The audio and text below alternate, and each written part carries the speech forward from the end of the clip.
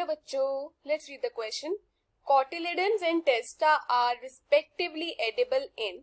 अब है हमारे पास चार options A B C D. Walnut and tamarind, French bean and coconut, cashew nut and litchi और ग्राउंड नट एंड पोमेग्रेनेट.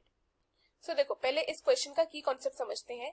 सो इस क्वेश्चन का की कॉन्सेप्ट है about the understanding of the edible part. Edible part का क्या मतलब है? खाने लायक part of seed and fruit. कि भाई किसका सीड खाने लायक है और किसका जो फ्रूट है उसमें कौन सा पार्ट खाने लायक है.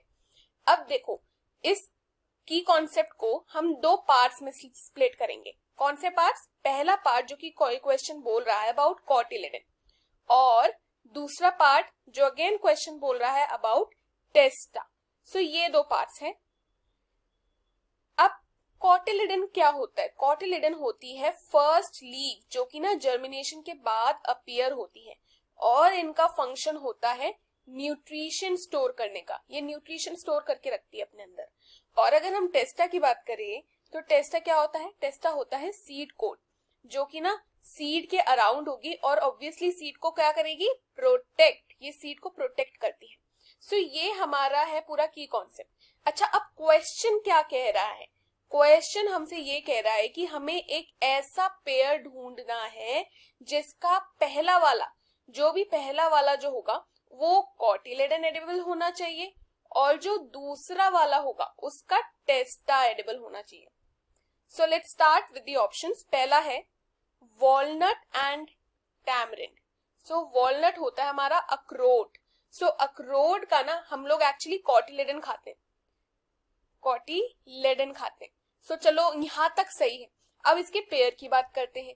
पेयर में गिवन है टैमरिन. सो जो टैमरिन होता है वो है हमारी इमली.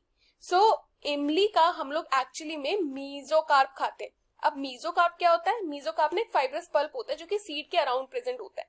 तो ये वाला ऑप्शन तो नहीं होगा क्योंकि हमें चाहिए कॉटिलिडन प्लस टेस्टा. अब बी स्टार्ट करते हैं. ऑप्शन बी जो कह रहा है अबाउट फ्रेंच बीन और कोकोनट. सो कोकोनट तो हो गया हमारा नारियल, एंड हमें पता है कि हम नारियल का पानी भी पीते हैं, और एक वो जो व्हाइट कलर की लेयर होती है वो भी हम लोग स्क्रैप ऑफ करके खाते हैं. सो नारियल में ना एक्चुअली एंडोस्पर्म एडिबल होता है.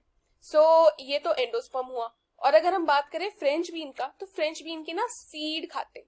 सो ये वाला पेयर भी नहीं होगा क्योंकि हमें कॉटिलिडन प्लस टेस्टा चाहिए. अब बात करते हैं ऑप्शन सी की. सी में गिवन है कैश्यू. कैश्यू यानी कि जो काजू होता है ना उसे कैश्यू कहते हैं. सो कैश्यू नट है. कैश्यू नट का एडिबल पोर्शन होता है उसका कॉटिलिडन. सो ये तो ठीक है कि भाई कॉटिलिडन चाहिए. चलो एक क्राइटेरिया पूरा हुआ. अब देखते हैं कि लीची का क्या एडिबल होता है. सो लीची में ना हम लोग जो खाते हैं उसको एक्चुअली में कहते हैं फ्लेशी एरल. जो व्हाइट कलर का पोर्शन होता है अराउंड द सीड टाइप, उसको हम लोग फ्लेशी एरल कहते हैं. तो ये वाला भी नहीं होगा. Now let's start with the option D. D क्या कह रहा है? डी कह रहा है हमें about groundnut. Groundnut. अच्छा, ग्राउंड नट का क्या एडिबल है? ग्राउंड नट का कॉटिलिडन एडिबल है.